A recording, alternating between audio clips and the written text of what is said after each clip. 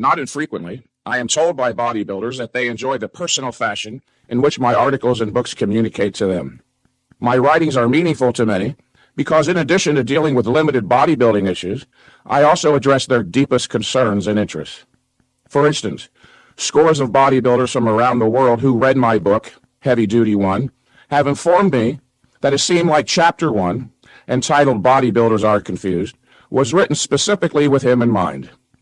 That through some special power, I was able to divine what was in his soul, and then make explicitly clear what he had only kinda, sorta known, or had merely sensed theretofore. Each was effusively grateful for what in effect was my having lifted the veil of mystification that had enshrouded his thinking and kept him confused on the subject of how to best proceed with his training. I accomplished this by logically identifying the nature and source of their confusion. It is this, understanding the nature and source of one's confusion, which is the first step toward resolving it. And make no mistake, confusion, self-doubt, and uncertainty can be monstrously intolerable, most assuredly incompatible with self-esteem, confidence, and happiness.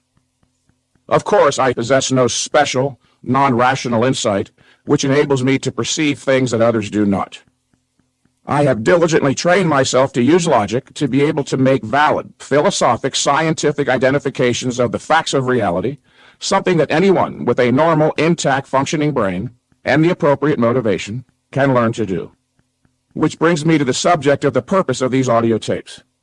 It is not my intention to merely provide the listener with another bodybuilding program and expect you to then blindly follow it. That would not be worth much long range. Instead, my purpose is to teach you to think logically about training and nutrition so that ultimately you'll be able to think independently about these subjects and thus become your own trainer, your own coach, and never again have to rely on the suspect opinion of others. And how do you put a price tag on that? That would be of inestimable value, for as wonderful as it may be to have a well-developed physique, without the ability to think logically and effectively about a subject that you have been passionately committed to, you are, in effect, consigning yourself to living as one half of a human being, a muscular individual who can't even think about that which is of enormous concern and interest. An interesting side note here.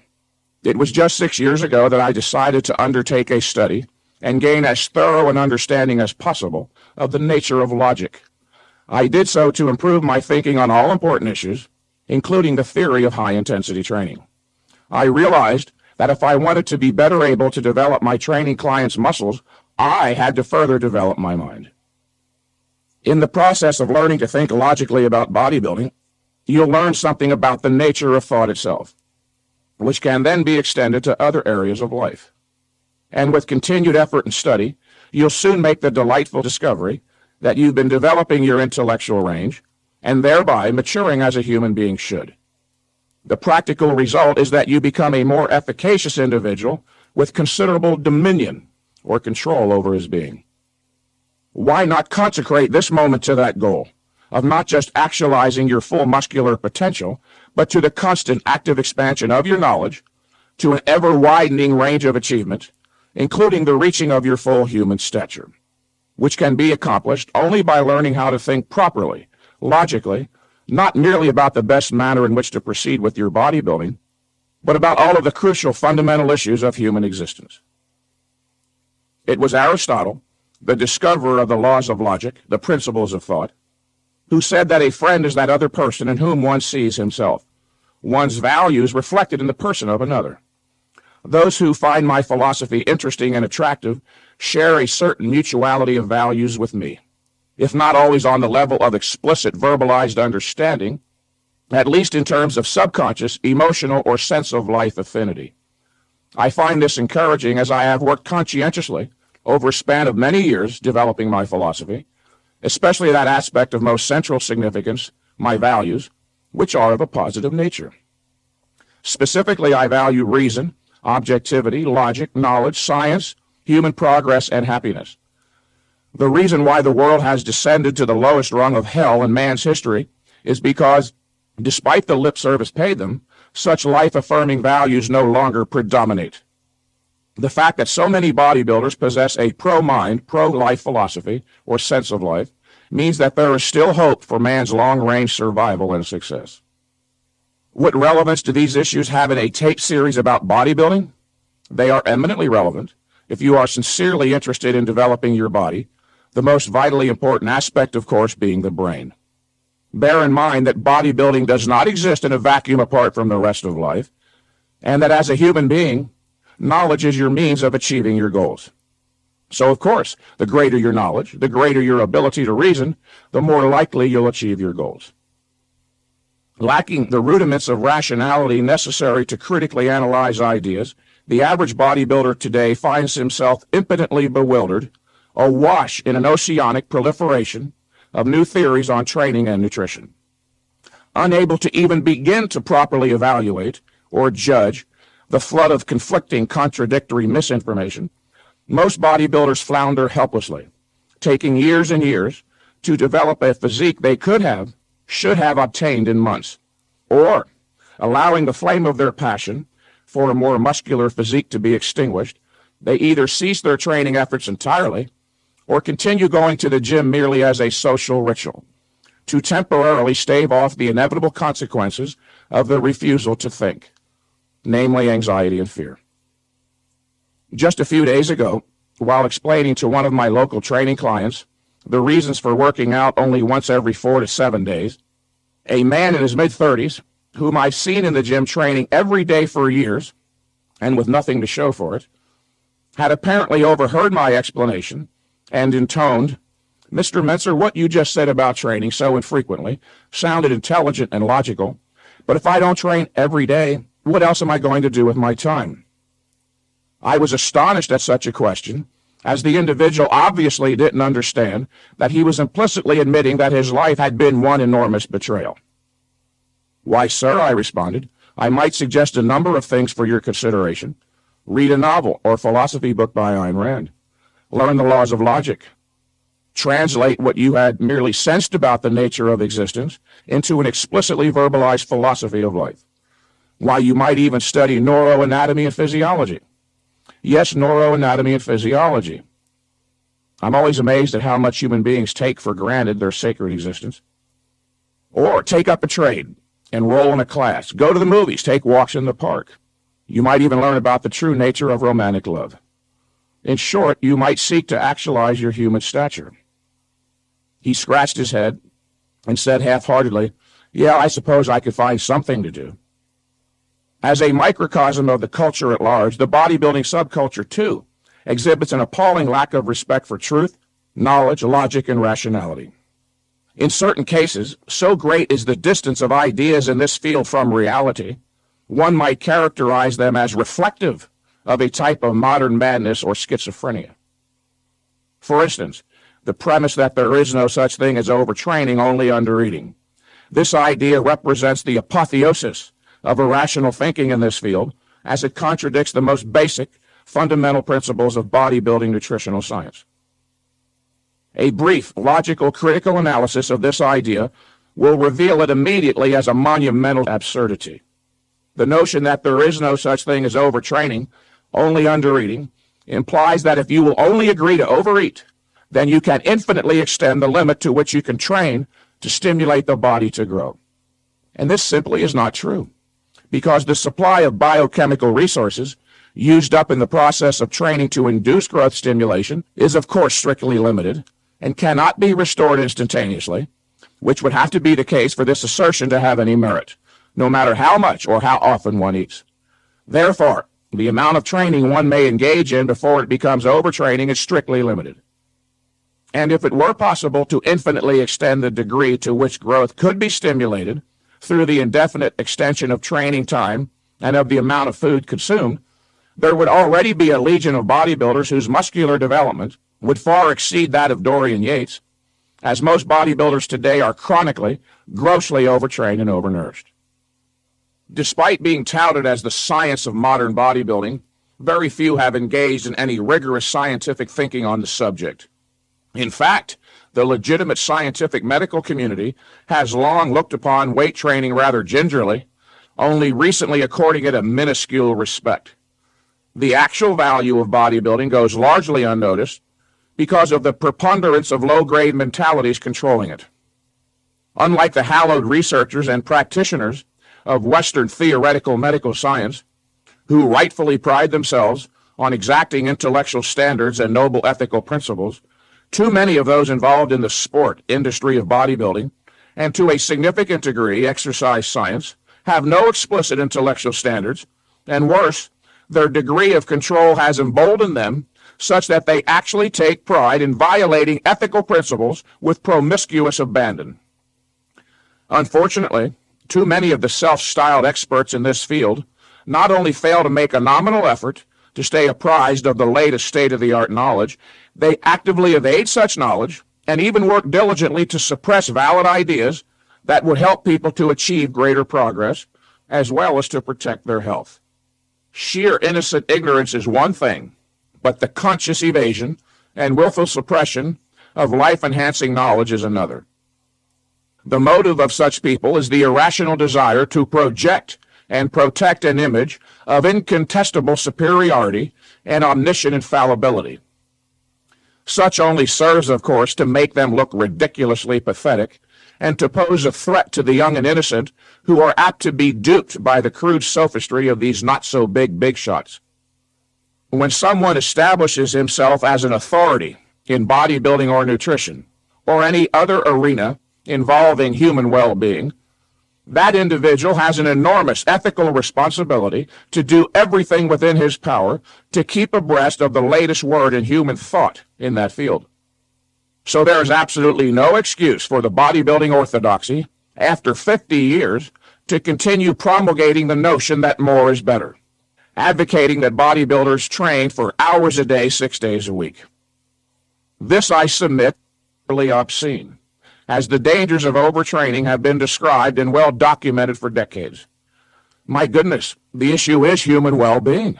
What does it take to make some people indignant? While those I just described should be censored heavily, they are instead among the most successful in this industry. Some may recall from my book Heavy Duty One that just as there are those individuals who do not tolerate exposure to high-intensity sunlight stress as well as others, with albinos, Scandinavians, and light-skinned people at the far left end of the continuum, and dark-skinned types and Negroes at the other, so there exists a similar situation with regard to individual exercise stress tolerance, with those who don't tolerate exercise stress well at one extreme, and those who do at the other. To advocate that all bodybuilders, or any for that matter, should train for hours a day is like suggesting that everyone, without regard for genetic considerations, should expose themselves to the intense summer sunlight at the equator for 2 hours. And when I speak of the dangers of overtraining, it is not merely that overtraining is counterproductive in that it hampers your training progress. It may be life-threatening, as the recent research of Dr. Kenneth Cooper indicates.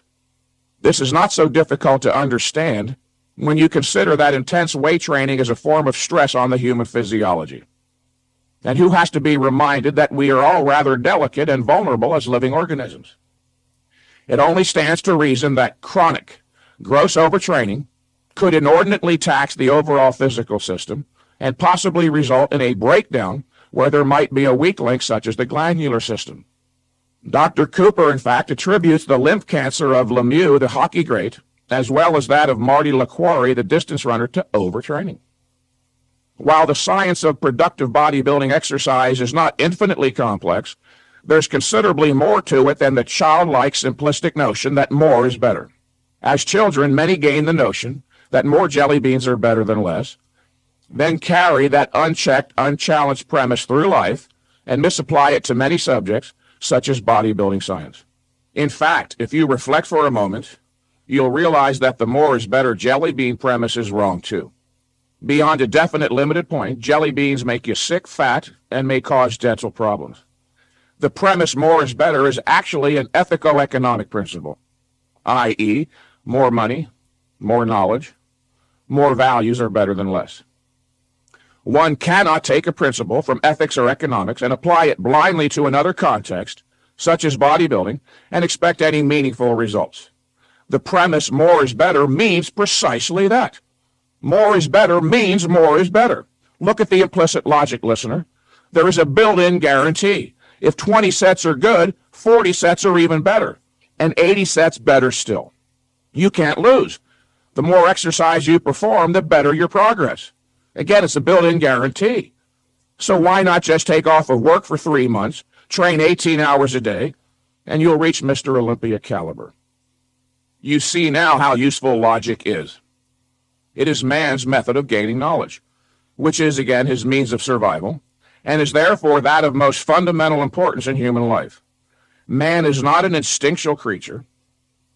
Instincts are a form of knowledge that are hardwired into animals, and therefore guide them automatically and unerringly. Man is a conceptual being who gains and uses knowledge only by a volitional cognitive effort. And it is because one must exercise his power of choice, exert a specific effort of will, to initiate and sustain a process of thought, that many don't do it. They apparently find the effort involved too much or not to their liking.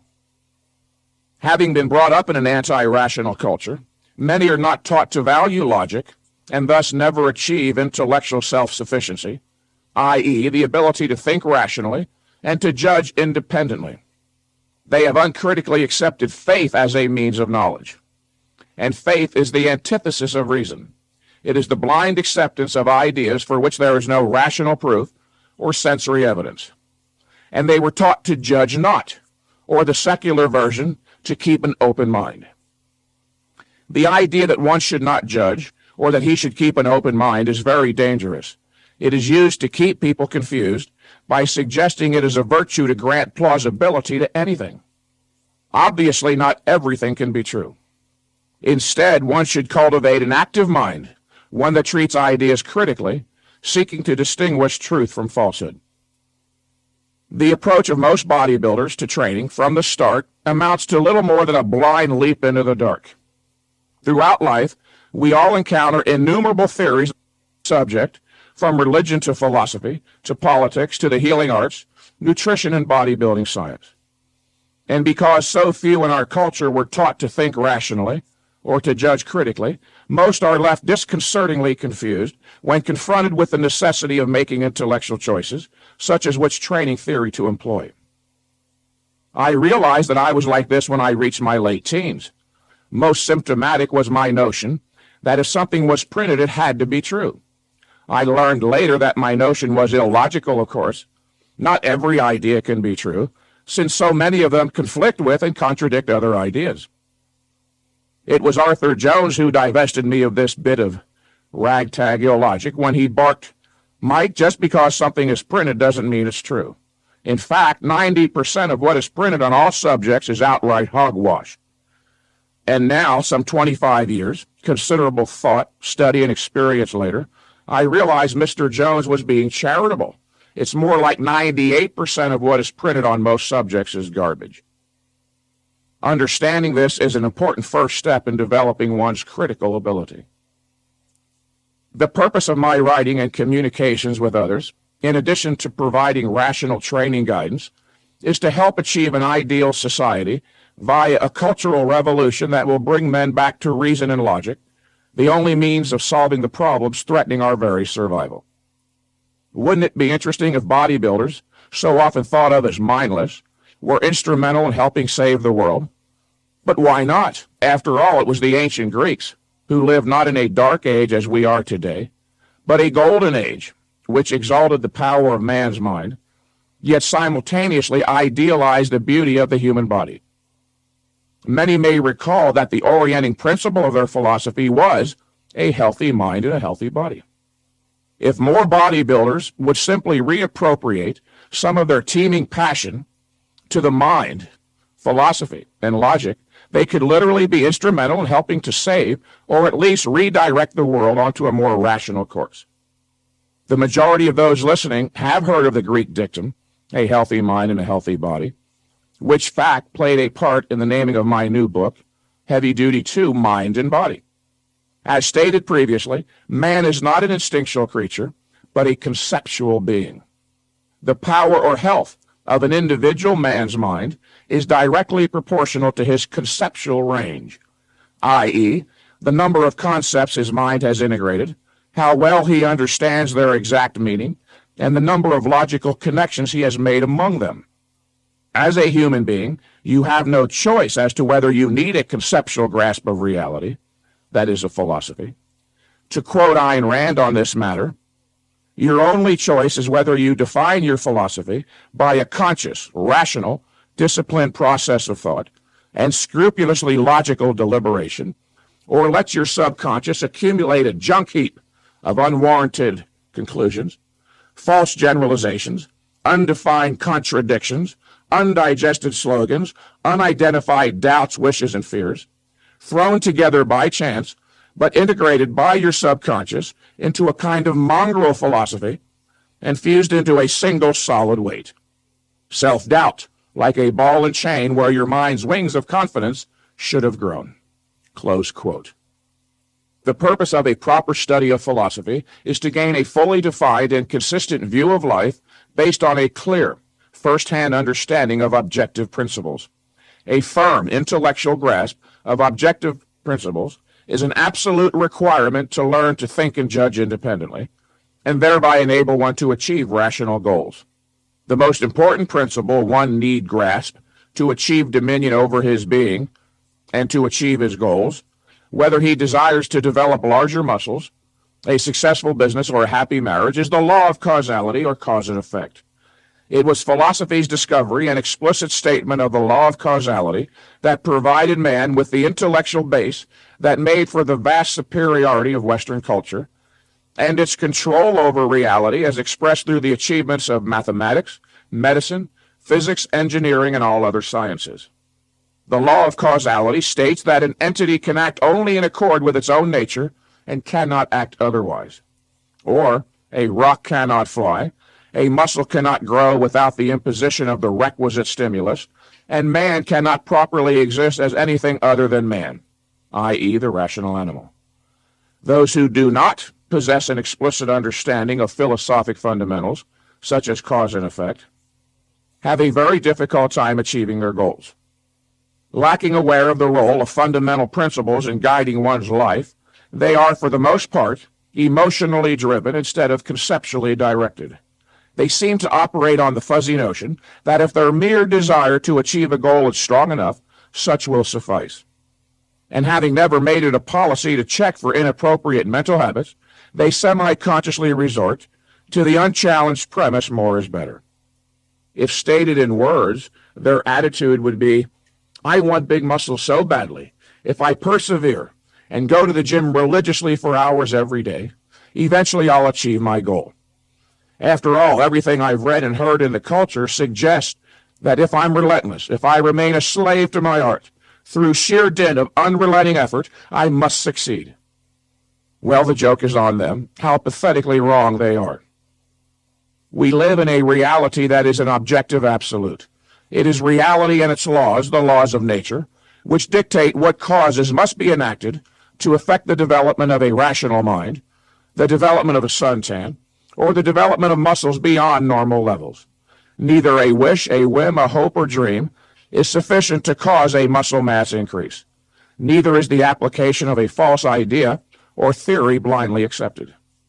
A person exposed to the sun's ultraviolet rays at the equator in summer would have no slightest concern that the intensity of the stress would be high enough to threaten the physiology sufficiently as to cause an adaptive response, a suntan.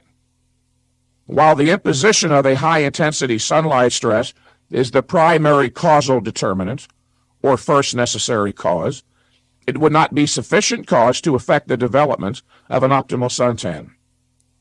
The suntanner's primary concern, his overriding consideration, would be related to secondary and tertiary causes, the proper regulation of the volume and frequency of the exposure time so as not to overdose on the stress stimulus and incur a sunburn or, in extreme cases, death.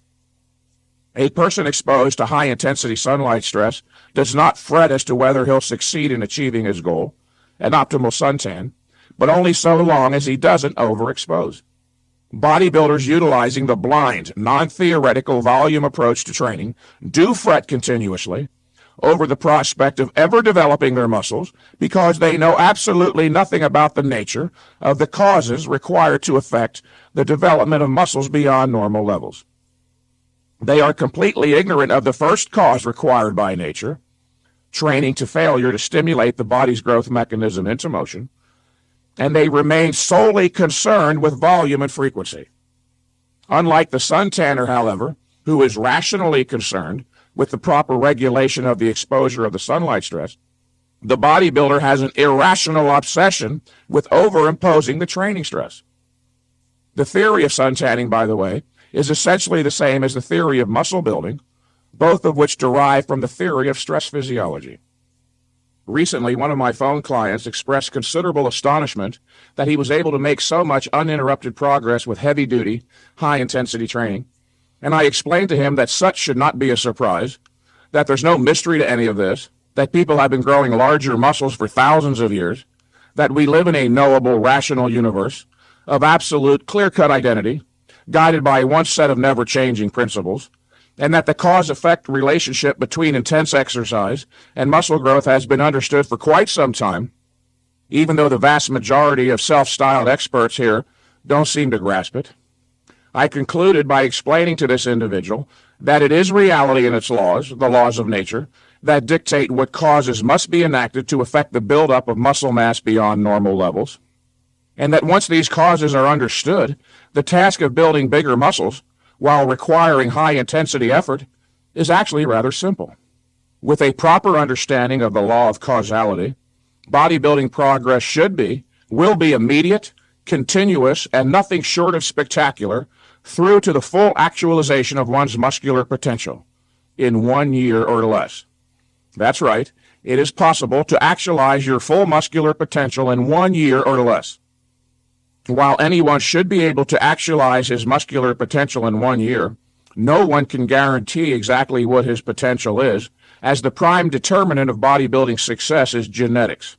And although the subject of genetics, or inherited characteristics, is widely recognized as of central importance in bodybuilding and athletics, it is rarely understood. Individuals inherit characteristics peculiar to their parents and not common to the species, examples of which are height, eye color, blood type, and body type. These are referred to as fixed genetics traits, and thus not typically subject to alteration from exogenous influences. There do exist other inherited traits, however, such as intelligence and muscle size, that are not absolutely fixed and can be progressively altered, although within a genetically prescribed range. Along with specific psychological motivational factors that the individual must possess or acquire in order to achieve his goals, genetic element is the primary factor determining both the rate of response to intense exercise and the degree of muscular development. So, while anyone can improve upon his level of muscular development with proper training and nutrition, only a small percentage will possess the requisite genetic traits to become champions. The most visible of the physical characteristics necessary for the development of a top physique is related to the skeletal structure. The formation of the bones dictates not only how much muscle can be supported, they also determine a significant aspect of the aesthetic quality of the physique. Though the size of the skeleton figures in how much muscle can be supported, the actual size potential of a muscle is determined to a significant extent by its length. Skeletal considerations and muscle belly length, however, are only two inherited characteristics which affect physique potential, and were discussed briefly here merely to introduce the listener to the subject. There are numerous others, including muscle fiber density and recovery ability, an elaboration of which is beyond the scope of this work. For those interested in more information on the role of genetics, I suggest you refer to my book, Heavy Duty 1. I am often amazed by the Sisyphean efforts of bodybuilders who are willing to train for hours a day, every day for months and years, with literally little or nothing to show for their efforts. It is almost as if they're waiting for a zap out of the mystical realm of whims, wishes, and hopes to one day deliver them their much-dreamed-of muscles. If you are such an individual, wake up and stop wasting your time. If your present program hasn't been yielding progress for weeks, let alone months or years, It isn't going to start doing so tomorrow. Presumably, your life is sacred, and the achievement of your goals is of great value significance. It is important, having set a goal, that you successfully achieve it, as the implications to your confidence, happiness, and self-esteem are crucial. With a properly conducted, heavy-duty, high-intensity training program, you will grow stronger and larger literally every workout until you reach the upper limits of your muscular potential. Yes, as I've already stated, in 1 year or less. Given your present state of knowledge, such may seem impossible. But remember, it wasn't all that long ago that the great American unwashed thought we'd never get to the moon. Impossible, they said. Of course, without any knowledge of the scientific principles of cosmology or astrophysics, reaching the moon might seem like an insurmountable task. And without the knowledge of the scientific principles of high-intensity anaerobic exercise stress physiology, yes, the idea that you could actualize your muscular potential in 1 year or less would seem impossible. Let me remind you that man has not only been to the moon, but he has gone and returned safely many times. Sending a man to the moon is an enormously complex task or goal, requiring the application of theoretical knowledge from a constellation of intellectual disciplines, including mathematics, physics, medicine, biology, physiology, electronics, engineering, computer technology, to name a few. If we can send a man to the moon and return him safely every time, we should be able to succeed with every one of our missions to the gym here on Earth. In fact, it should be a cakewalk compared to a moonwalk. Another reason, in addition to my logical identifications of the facts of reality, why I'm able to communicate on a meaningful level with bodybuilders is quite simply because I am a bodybuilder myself. Many of the hopes, dreams, doubts, and fears you may have experienced as a bodybuilder, I've experienced too.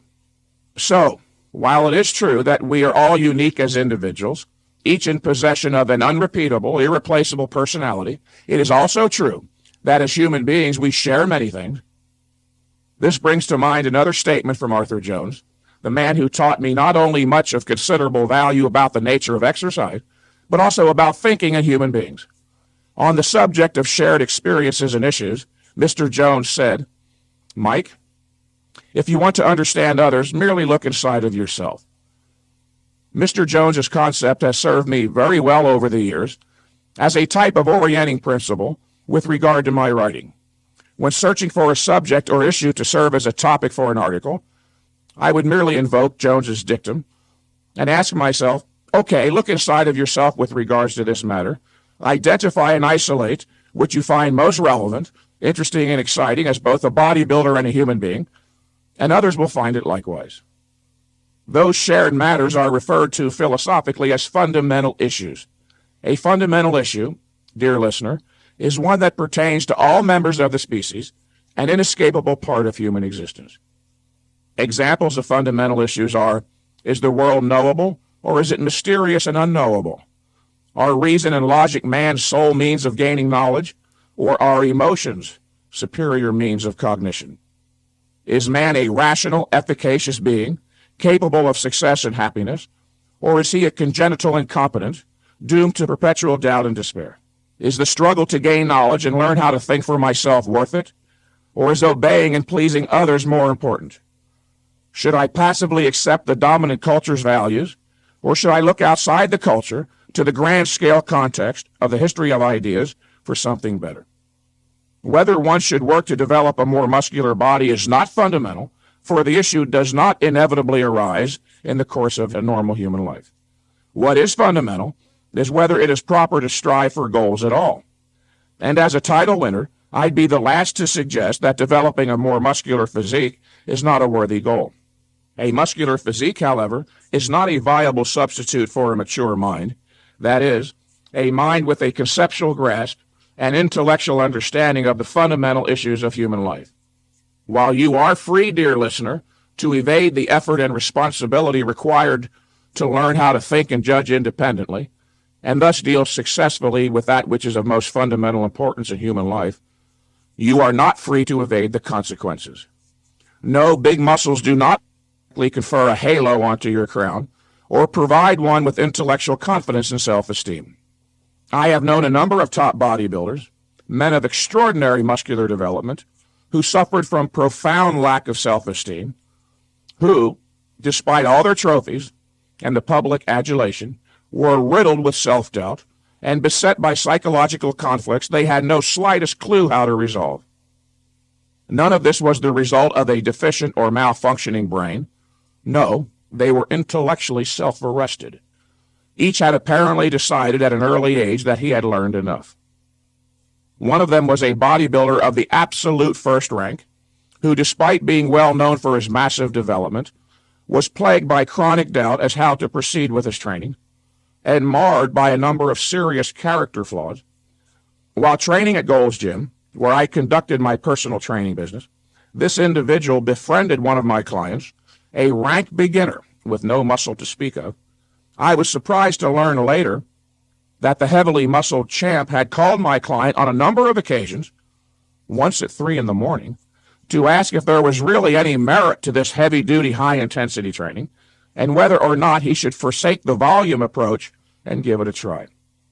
Many make the unwarranted assumption that the top bodybuilding champs must be experts on the subject of exercise. After all, they have the muscles. It is a mistake, however. One cannot cite the apparent success of a couple of dozen of top bodybuilders as indubitable proof that a certain training approach is effective or superior. If one were to look back through the course of their training careers and calculate the hours, months, and even years of wasted effort, time during which they made no progress, one would have to question whether their achievement could properly be termed success at all. You'd conclude by scratching your head and wondering, didn't these men have anything better to do with their time? And many apparently did not. The champ mentioned above, for instance, never gave much time to thinking about his moral character and his development.